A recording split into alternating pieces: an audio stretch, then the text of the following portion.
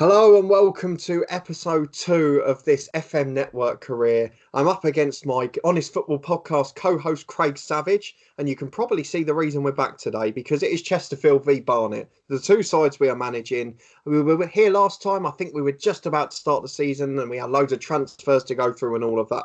So if you did miss that one, make sure you click in the eye above to catch up. I'll put a link to that one there. And a massive thank you to everyone who has watched it so far, of course. If you don't want to miss anything as we go through the season, we'll have at least 5 episodes. Subscribe, put the notification bell on. You'll get regular updates when they come out, as well as all the other FM20 content about. Craig, we are going head to head today, but I think it's fair to say we're both quite happy with how things are going.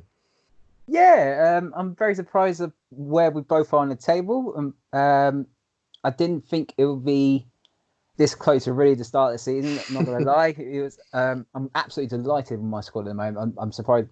I don't know if you got the league table up, but I have. Oh, we have. So unbeaten at the moment, which is very surprising considering the teams we played against so far this season. So we played against Wrexham, Bourne Wood, Solihull Moors, AFC Fylde, and we've come away unscathed. So I'm really, really happy with my squad's performance so far. So, I mean, by the looks of it, looking at the table, us two are obviously well clear at the top now, but Notts County with a game in hand. It's going to be a 3-horse race, essentially, at this stage, isn't it? Oh, yeah, absolutely. And their game in hand is against Dagenham and Redbridge, and I dropped points against Dagenham and Redbridge, so that could go either way.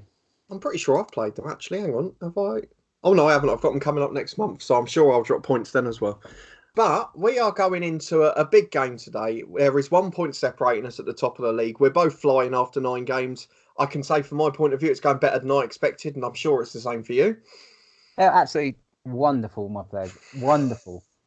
And I guess the only difference between the sides, taking away my last couple of games, is I went the whole of August without conceding a goal. You've been scoring minimum 3 or 4 most games. So it's going to be a battle of attack v defence today. And it'll be interesting to see how it goes, especially with Barnet visiting. Yeah, it's. I don't know if you're going to change your tactics for the game. Might go a bit defensive. Just obviously because as you said, we score quite a few goals. But it's not that we just got to deal with the long throws that you've been. I'm very aware of that you scoring from long throws. So if McCallum's playing, we're going to have to deal with that really. So I'm intrigued. It's all about set pieces as well because we've got good. Mandeville's top assists so far this season on 9, and that's by September. What day are we on? September the 21st. That's incredible so far. So you're absolutely right, actually. And to be fair, on the assist chart after Mandeville, Larnell Cole's second behind him for the league, and for goals, Coolfirst, my centre forward, is top.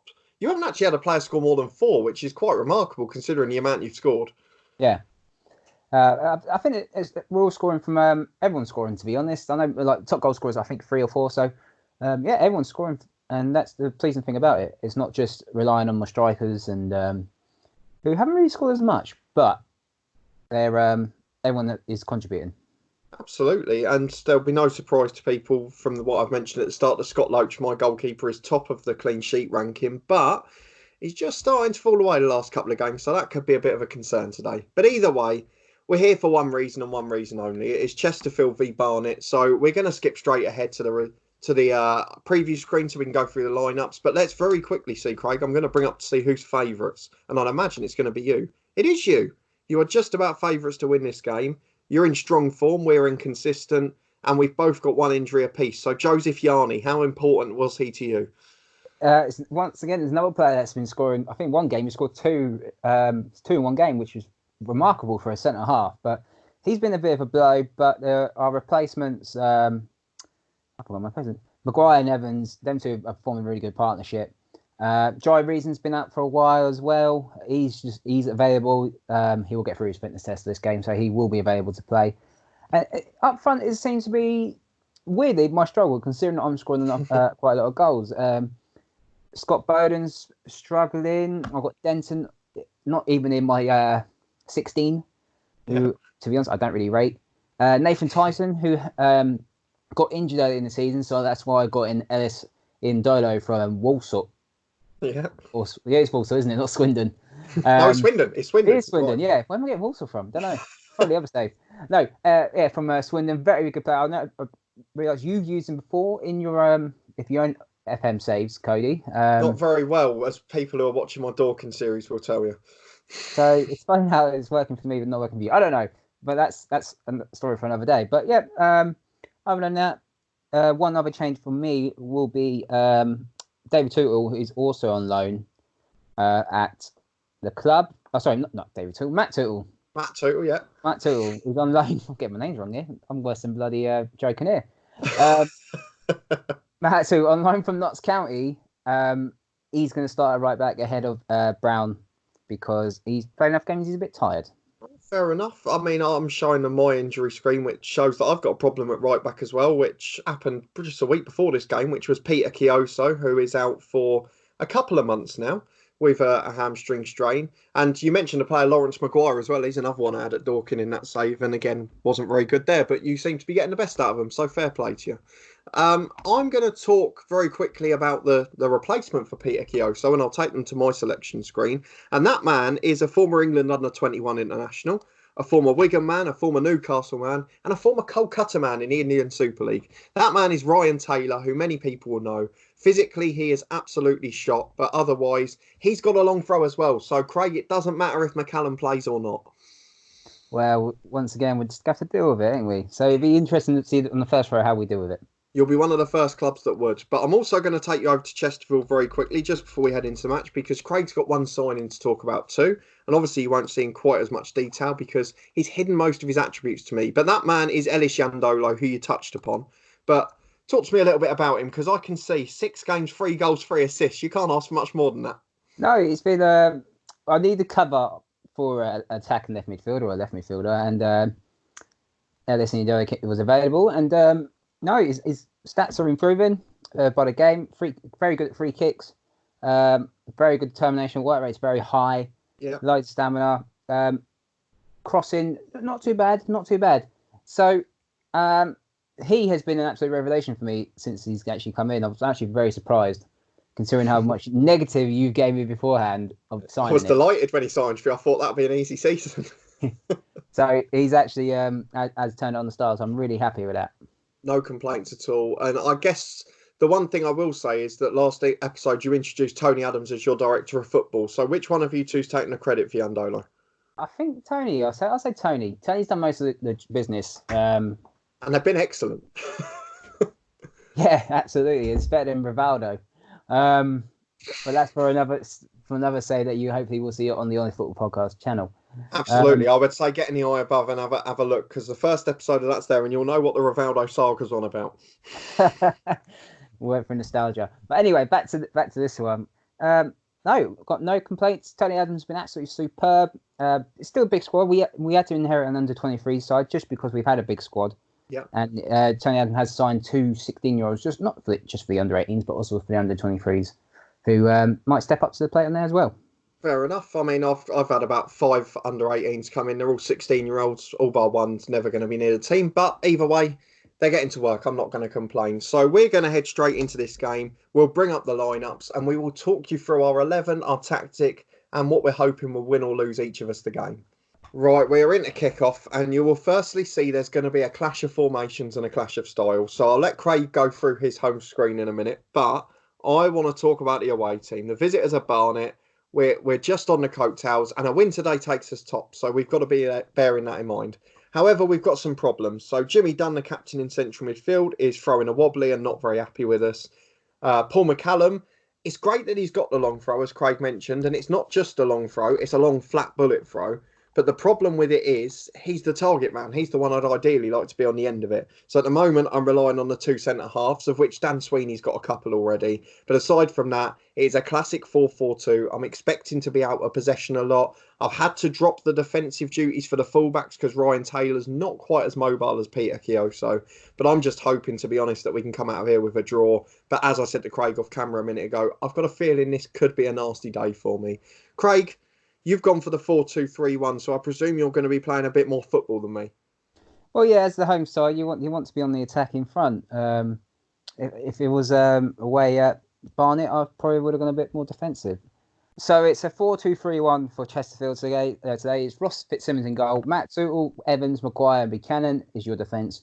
Reason and Bates in midfield. On the wings, it's Mandeville on the right, Ian Dodo on the left. Attacking midfield is Rowley, and Khadib is up top. Another one of Tony Adams' specials. Well, he just picks out gems, doesn't he? I'm a bit worried about him, I've got to admit. But we're going to go and head into the first half, and we'll see which one of us gets angry first. So I'll let you do it. Go on. You want to do it? Go on. It's Chesterfield. It's Barnet. It's the National League. And it's live. 15 minutes gone. Absolutely nothing's happened in this game. Couple of shots, but nothing to show a highlight. And there is a highlight now. It looks like it's got to be Barnet. Ryan Taylor. Ryan Taylor. No, it's Ryan. First start. Oh, he's put it wide. Oh, God, I thought it was in. I thought he hit the wall. I thought he deflected. Oh. That's had a lot of curl. Highlight of the game, and now Rowley's got a free kick in the Barnet half. Evans off the bar! It stayed on the bar and it's gone over the bar. I said this to you, Scott Loach. He just keeps flying off his line for no reason. Long throw. This is the moment. McCallum in. Sweeney. Oh, he's at the bar as well. That's what the long throw's supposed to do. It's causing chaos. Notts County behind. Notts County behind to Dover. Well, that's good news for both of us. So we've got the ball again. I tell you what, I'm fairly pleased with how much of the game we're having here. Santos bringing it forward to Johnson, and we're just coming down the left comfortably. I do worry that we'll give it away because we have done silly things before. No need to go back there, was there? Loach, all the time in the world, Scott Loach. Caddy's putting under pressure. That's a good ball. And here's McCallum, the target man. We've got a chance. We've just got to get the ball in the box. That's what we're good at. It's over the top. It's just it's not directed. It's just straight, isn't it? It's crap. Bates, he's giving it away. It's a terrible ball by Bates. Cole, good ball. Cole turns. Yes! On the break, smash it and grab. Cole first, the top scorer in the league. Larnell Cole second in the assist chart, and he is edging closer to the Chesterfield counterpart. But most importantly, with half an hour gone, it is Chesterfield 0, Barnet 1. And even as I say that, the corner's in. No! Penalty! That's a penalty to Chesterfield. And it's going to be Mandeville that's going to take it. I didn't even get to finish my celebration. No, you have to wait a little bit longer because Mandeville's got against Scott Loach. Scores 1-1 here. An instant reply. It's his fourth goal of the season. It's Liam Mandeville. And are you watching, Daniel Cody? I am not happy because one, Scott Loach dived out the way before he even took it, and secondly, we've started conceding goals. It's the one thing we had, and it's gone. It's gone. It's a sloppy mistake. Absolute sloppy mistake there. Whoever gave away the foul. Yeah, I don't know who it was. I might have been the captain, Jimmy Dunn, because his rating's gone flying down, and again he's got a yellow. He's letting us down. I've got to get him out of the club somehow. So into the dressing room, half time. Apparently, I've got to tell the boys they were excellent. What have you got to say? Disappointing. Disappointing. So that tells you that Chesterfield should be winning this game. So maybe we shouldn't be so unhappy with a point. Here we go, second half. Well, to be honest, I've had quite a lot of shots. Half of it on target. But that happens most games. Yeah, it's got to give away the ball. Though. Anyway, his reason. He's quick to straight off. McCallum's going to go through here. McCallum's through. This cover again. Good tackle, Evans. Good tackle. No, Colter's won it back. Ball into the back post. There's no one there. Filete. This is the one. What are you doing? And now Chesterfield can counter attack here. And it's Mandeville on his right hand side. Gets to the halfway line. No one's actually going to press anyone. It's a good tackle there by Johnson. Bates. Reason. Keeping it nicely. That's very good football. Rowley. This is nice. Gotta be. Still something. Oh, goodness me. Joy Reason with an absolute stunner. What can you do about that? That's ridiculous. Sensational. 2-1 Chesterfield. I wish my star central midfielder could do that. Well, I think that's because no one actually put any pressure on Mandeville to start with. That's scary. Scary how bad that is. But 10 minutes into the second half, we're behind as expected. We're going to go a bit more positive, just see if we can get on the front foot here. Both our central midfielders are booked. Matty Daly, England under-19 international, has come down from Huddersfield and he has been absolutely useless. So I'm going to blink first, Craig. The changes are coming. I'm going to make changes myself. I'm going to make a double substitution. Positive, but a double substitution. I'm going to make, I think, just a double for now. But Ryan Taylor's knackered as well. I've got to make the triple because Ryan Taylor's gone. So that's it. 3 changes made. And we'll see if we can get anything out of this game. Nathan Tyson on for it. 2 strikers coming on. Tyson out wide, though. Yes, Tyson on the wing. I'm going to make another change as well because I've just seen Tootle struggling. So I'm going to bring on Reece Brown. Reece Brown is the a no-nonsense fullback. As people will see, I have just shouted at my team in the hope that that'll work because I've run out of tactical ideas. So we'll see what happens. It's just sort of petering out here, which I'm a little bit worried about. So, Chesterfield free kick right on the edge of the area. And it's Mandeville. He scored one already. Can he wrap this up? That's all I'm going to say. Taking my time on the free kick. Don't know why. Mandeville! Oh, he's put it wide. Just wide. He should really hit the target, though. I'm a bit disappointed with that.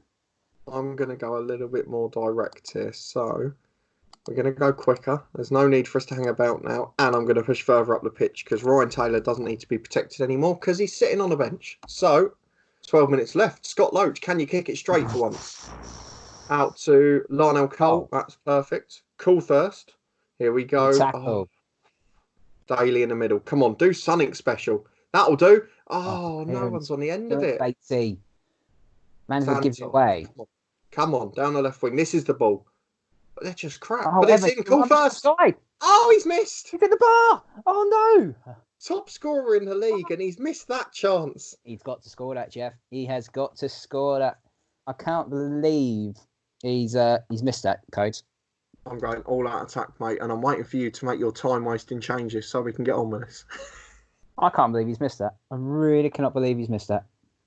Well, we're probably only going to get one more chance if we're lucky. So come on, timer. Just keep going up. Keep going up. 5 to go. I don't need another highlight. Do not need another highlight. Oh, he's paused it. I'm just trying to go as attacking as possible, and nothing's working. They're not getting the ball in. They're not following any of the tactical instructions, which is the big problem. I don't know what more I can do. Here we go. Chesterfield goal kick. Oh, just clear it, man. Give it away. There you go. That way. Oh, go away, big boy. Yes, come on, Tyson. Come on, Tyson. Just. Oh no. Yes. Go on, Batesy. Out in the centre. What did he do? This is going to be Bates. Reason. Well, Reason's giving it away here. I was just about there we go. And now they're on the break here, Barnet. Tackle him. Just tackle him. Yes, good tackle, you. McCallum. Under. Ball in. This is the one. He's having a bar by McCallum. Just over. That was the chance, wasn't it? We're not going to get another one. That was the chance. 3 minutes. That's not enough. 3 minutes. Come on, referee. Blow up. 30 seconds to go. Time's up. The time is up. It's over. It is over. Chesterfield have beaten Barnet by 2-1, and the unbeaten run continues for the Spyrites. A humbling defeat, and I'll probably say that's the right result. It's probably deserved just about on the balance of play, but I would argue I've had a couple of very good chances to get a point there. Well, that's always going to happen when you're throwing the kitchen sink at the opposition in the last 5-10 minutes of the game. So that doesn't surprise me, but the boys held on just about. I'm surprised that Colthurst is still in your team after that sitter. Well, he is the top scorer in the league still, but Notts County did get a defeat in the end, but Barrow are closing the gap, so I'm only 2 clear of them now. You're 4 out in front, so it looks like it's your title to lose, so no pressure over the next few months. But I'm quite disappointed and starting to get a little bit concerned because the first 6 games, I didn't concede a goal, and now we've let in 7 in 4, and there's no real explanation for it. So the media have said that we have collapsed disappointingly, which isn't good news. And I think it's my favourite thing to do, but I might have to dip back into the transfer market. maybe, but I don't know. There's quality there. It's just against a team that's high on confidence. So I wouldn't be too disappointed. No, I'm not devastated. I'm really concerned about the skipper and central midfield who's just causing all sorts of chaos off the pitch. So it was a fantastic... Oh, your player. Sorry. Jari Reason's goal, by the way, was absolutely superb. Oh, it was a masterclass. But I guess before we round off, Craig, give me your thoughts on the game and your start to the season so far. No, absolutely delighted with the victory. Coming from behind as well. That shows a character from the boys. Instant reply. I think that was a key thing for us today. If Barnet held on longer, I think they would have probably won the game. So to get a goal back soon was vital for us. And once again, Jai Reason's goal was absolutely superb. For us, the season 10 unbeaten now in the league. You don't get many teams that can go first 10 games in the National League unbeaten. So I'm absolutely delighted by that. And long may it continue. Obviously, the unbeaten run won't last the whole 46 games because that's impossible. But we just got to keep plugging away. Make sure we stay in that top 5. I'm going to say not top 7 now. I'm going to say top 5.